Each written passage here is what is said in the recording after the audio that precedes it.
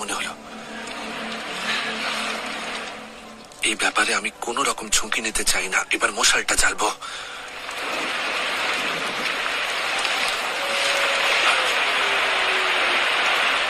অমিতজি, শুনতে পেলেন?